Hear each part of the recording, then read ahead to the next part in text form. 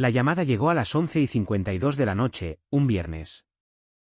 Yo estaba bajo la prensa principal en North Haven Precision Systems, con los brazos hundidos hasta los codos en fluido hidráulico, rastreando un fallo en cadena que ya había apagado 3 celdas de producción, y amenazaba con desconectar una cuarta antes del amanecer.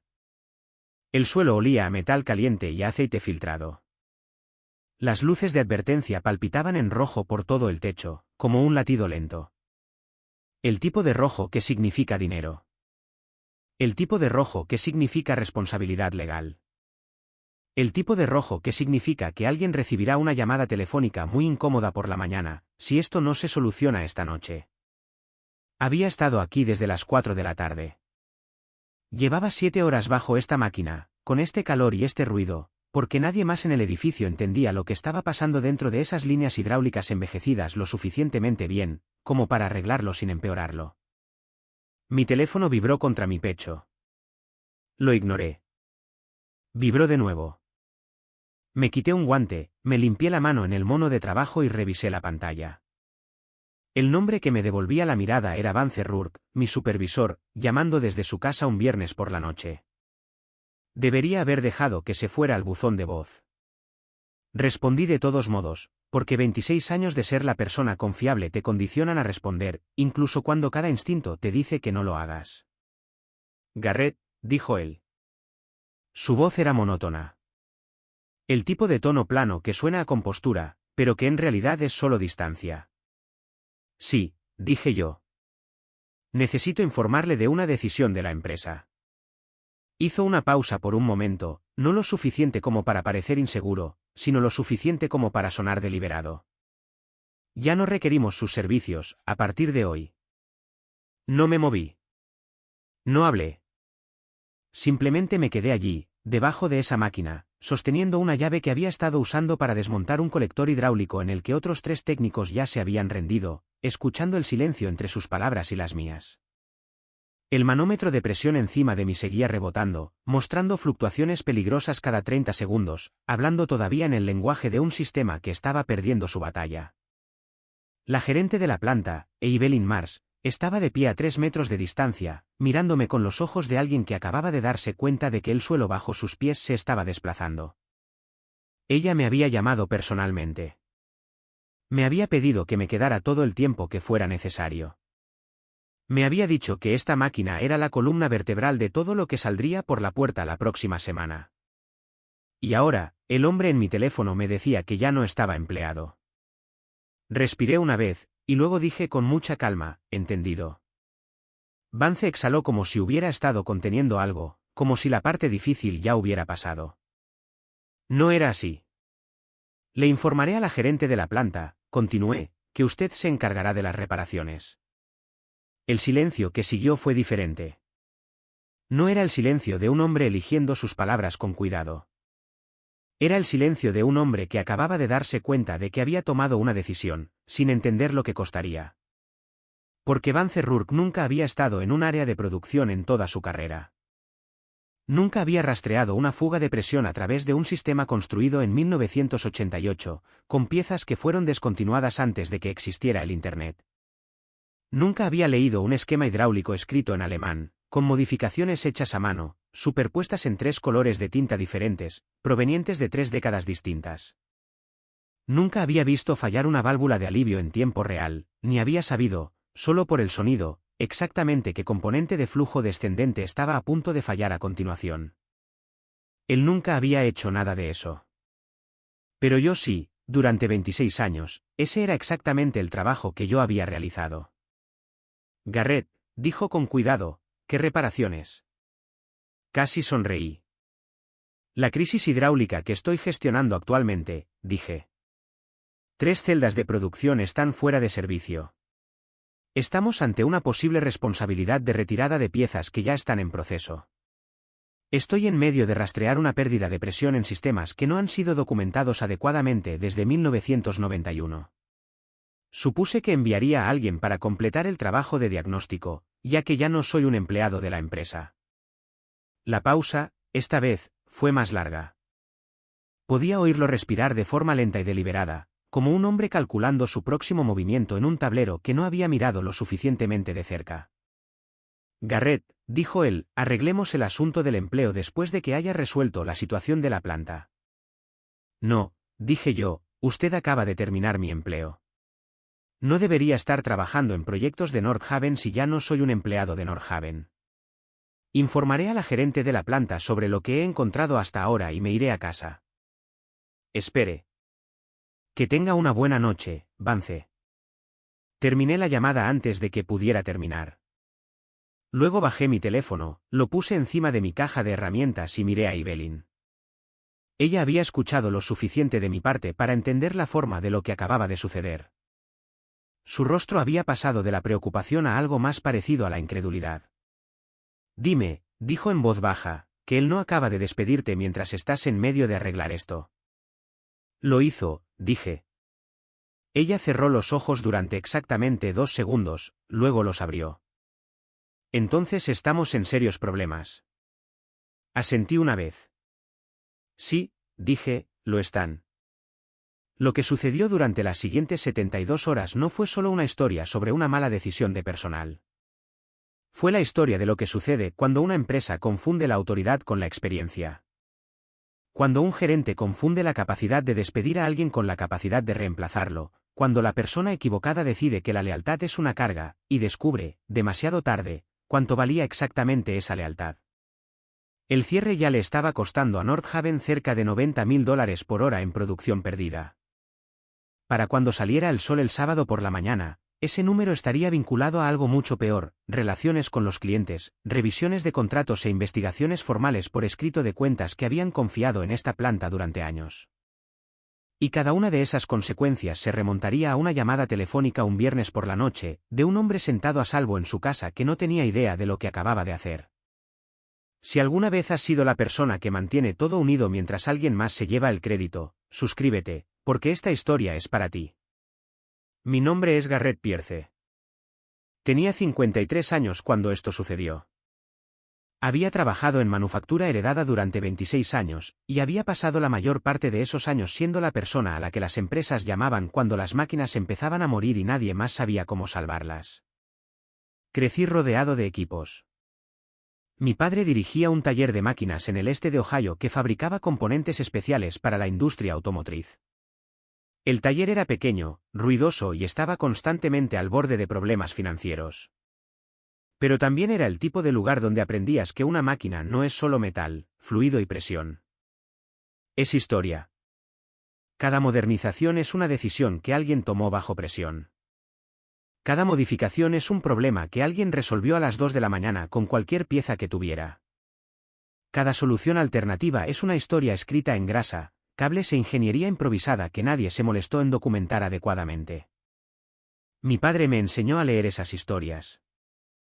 Me enseñó que la forma en que suena una máquina es más honesta que cualquier cosa escrita en un manual. Me enseñó que, si quieres saber qué está haciendo mal un sistema, tienes que escucharlo sin decidir de antemano lo que esperas oír. Esa fue la lección más importante de mi vida. Y fue la lección que Vance Rourke, con sus hojas de cálculo, sus revisiones de conteo de personal y su oficina limpia, nunca había aprendido y nunca aprendería. Me uní a North Haven Precision Systems hace 26 años como técnico de mantenimiento de campo. En aquel entonces, la empresa todavía funcionaba gracias a la memoria institucional. Los técnicos veteranos conocían las máquinas porque habían estado allí cuando se instalaron. Recordaban las configuraciones originales. Sabían qué plantas habían hecho modernizaciones honestas y cuáles simplemente habían tapado los problemas con cinta, esperando que nadie mirara demasiado de cerca. Ese conocimiento vivía en las personas, no en los documentos. Y cuando esas personas se jubilaban, el conocimiento se jubilaba con ellas, a menos que alguien más joven hubiera prestado suficiente atención. Yo lo hice durante más de 2 décadas y media. Construí una reputación por una habilidad específica. Podía entrar en una planta con un sistema antiguo defectuoso, una pila de registros de mantenimiento contradictorios y un equipo de planta que ya se había rendido, y podía encontrar el problema. No adivinando, no reemplazando piezas hasta que algo funcionara, sino leyendo la máquina, rastreando el fallo a través de cada decisión, modificación y compromiso que se había superpuesto a la ingeniería original, hasta que la causa raíz aparecía como una frase escondida dentro de un párrafo. Había hecho esto en docenas de plantas en 8 estados. Había diagnosticado fallos en los rodamientos que otros 3 ingenieros habían interpretado mal. Había rastreado fugas hidráulicas que habían estado activas durante meses sin que nadie entendiera su origen. Había identificado componentes desgastados que estaban a 6 semanas de un fallo catastrófico, y los reemplacé antes de que pudieran convertir un problema de mantenimiento en un desastre de producción. Ese trabajo no era glamuroso. Nadie escribía comunicados de prensa sobre una válvula de alivio reemplazada antes de que fallara. Nadie celebraba el cierre que nunca ocurrió. Pero la gente que dirigía estas plantas entendía lo que significaba ese tipo de experiencia.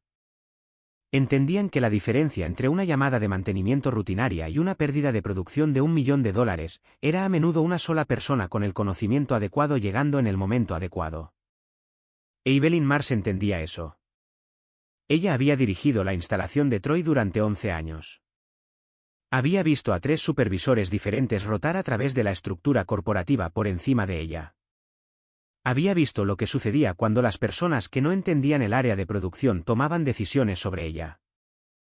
Me había llamado personalmente el jueves porque reconoció las señales de advertencia, las irregularidades de presión en la línea principal, la sutil deriva de tiempo en las celdas secundarias, las entradas del registro de mantenimiento que eran demasiado limpias, demasiado uniformes, demasiado obviamente escritas por alguien que llenaba espacios en blanco en lugar de registrar observaciones reales.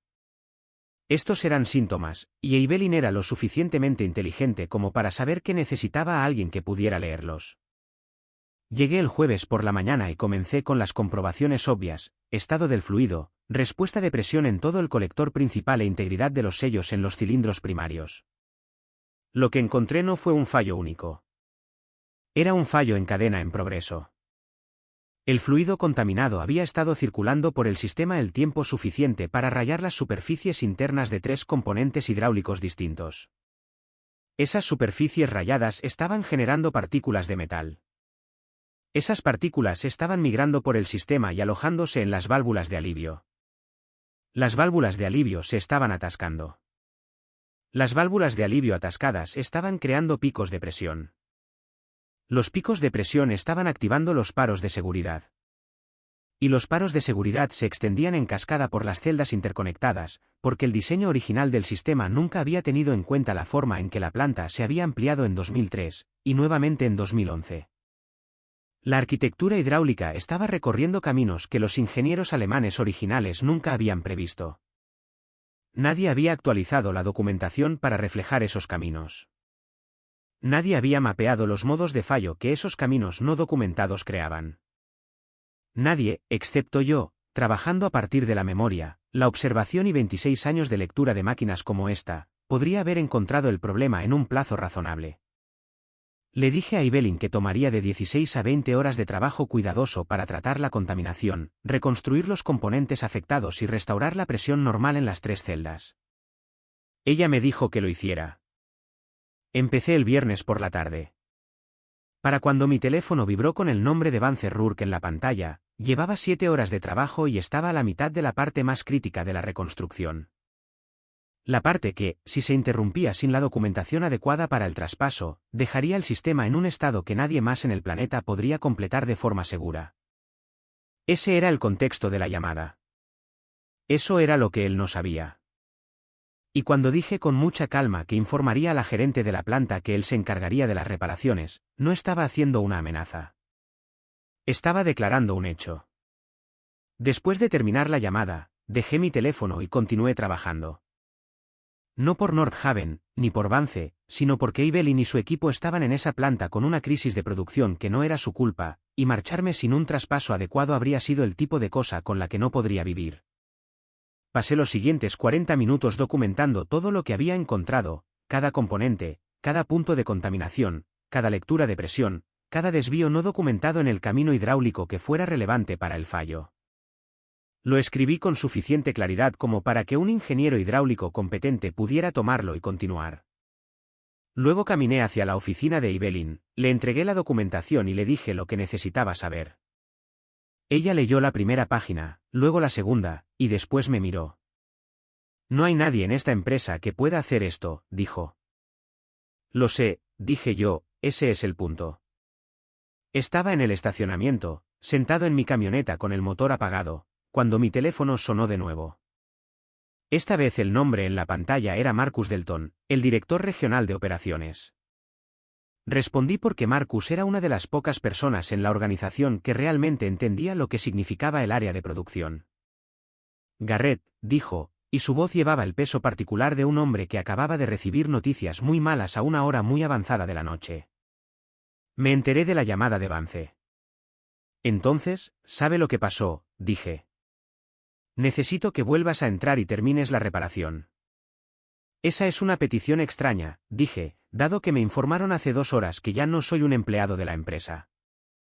Eso está siendo revisado, dijo él. Revisado no es lo mismo que revertido, dije. Silencio. Marcus, continué, quiero preguntarte algo simple. ¿Estoy contratado por North Haven ahora mismo o no? No respondió de inmediato porque entendía el problema. Si decía que sí, estaba contradiciendo una decisión de despido que ya había sido ingresada en el sistema de Human Resources. Si decía que no, estaba confirmando que la empresa acababa de despedir a la única persona capaz de completar una reparación que estaba costando $90,000 por cada hora que permaneciera sin terminar. No había una respuesta buena. Ese era el rincón en el que Vance los había acorralado. No puedo autorizar que se siga trabajando bajo términos de empleo ambiguos, dije. Pero puedo decirte lo que necesitaría para volver a esa planta esta noche. Dime, dijo él. Un acuerdo de consultoría por escrito, tarifas de emergencia, pago inmediato al finalizar y autoridad total para tomar decisiones de reparación sin requerir la aprobación de nadie que no sepa leer un esquema hidráulico. Más silencio. Lo oí exhalar. Dame 20 minutos, dijo. 18 minutos después, mi teléfono vibró con un borrador de contrato de consultoría. Lo leí con cuidado, hice 2 cambios y lo devolví. 3 minutos después de eso, la versión firmada llegó a mi correo electrónico. Miré los términos, tarifas que nunca me habían pagado como empleado, autoridad que nunca me habían dado como empleado e independencia total de la cadena de mando que acababa de intentar terminar mi carrera un viernes por la noche. Puse la camioneta en marcha y volví a entrar. Cuando regresé al área de producción, Evelyn me miró con la expresión de alguien que acababa de presenciar algo imposible. «Has vuelto», dijo. En términos diferentes, respondí. Ella casi sonrió. Buenos términos. Mejores de los que North Haven me ofreció nunca. Recogí mis herramientas y volví al trabajo. La reconstrucción tomó otras 9 horas. Terminé las restauraciones de los cilindros hidráulicos a las 3 de la mañana del sábado. Reemplacé las líneas de fluido contaminadas a las 6 de la mañana. Realicé pruebas de presión del sistema completo a las 8:30. A las 9:45 de la mañana del sábado, la prensa principal volvió a funcionar. A las 11:20, las celdas secundarias se reiniciaron sin irregularidades de presión. A la 1 de la tarde, las 3 líneas de producción funcionaban a plena capacidad. Evelyn estaba en la estación de monitoreo, viendo cómo las luces verdes se encendían una por una. No dijo nada por un momento. Luego dijo muy bajito, «Gracias». «De nada», dije yo. «Envíame la factura». ¿Lo hice? Se liquidó en menos de 48 horas. Más dinero por un fin de semana de trabajo de lo que me habían pagado por cualquier encargo individual en 26 años de empleo. El daño financiero para North Haven ya estaba calculado para el lunes por la mañana. La pérdida de producción durante el cierre había costado cerca de $900,000. El flete de emergencia requerido para compensar parcialmente los envíos perdidos sumó otros $60,000. Las concesiones a clientes para 2 cuentas que habían perdido sus plazos de entrega sumaron otros $120,000. Una cuenta importante abrió una revisión formal de su acuerdo de proveedor. Otra trasladó discretamente una parte de sus pedidos futuros a un competidor. El costo acumulado de la llamada telefónica del viernes por la noche de Vance Rourke había superado el $1.500.000 para cuando comenzó la reunión ejecutiva del lunes por la mañana. Sé esto porque Marcus me llamó el martes, no para disculparse en nombre de la empresa, sino para ofrecerme otro acuerdo de consultoría. Tenemos una planta en Michigan, dijo. Sistemas de estampado antiguos, de una época similar a la de Troy. El equipo de mantenimiento ha estado señalando irregularidades de presión durante 2 meses y nadie sabe cómo diagnosticarlas. Envíame los registros de mantenimiento, dije. ¿Cuáles son tus tarifas para diagnósticos preventivos? Se lo dije. No parpadeó. Hecho, dijo. Ese fue el comienzo de algo que no había planeado, pero que debería haber visto venir años antes. A las 6 semanas de haber sido despedido, tenía 3 acuerdos de consultoría independientes con plantas en todo el Medio Oeste. Cada una tenía el mismo problema: equipos antiguos, modificaciones no documentadas y nadie en el personal que entendiera la ingeniería original lo suficientemente bien como para diagnosticar fallos complejos. La voz corre rápido en la manufactura cuando alguien puede realmente arreglar lo que otros solo hablan de arreglar. Al tercer mes, tenía 5 cuentas activas. Al sexto mes, tenía 8. Al final del año, mis ingresos por consultoría independiente triplicaban lo que Nordhaven me pagaba como empleado senior. Yo fijaba mi propio horario. Elegía mis propios proyectos. Rechazaba el trabajo que no cumplía con mis condiciones. Dejé de perderme momentos familiares importantes por personas que habían decidido que yo era reemplazable. El primer cambio real que notó mi esposa, Sandra, no fue el ingreso.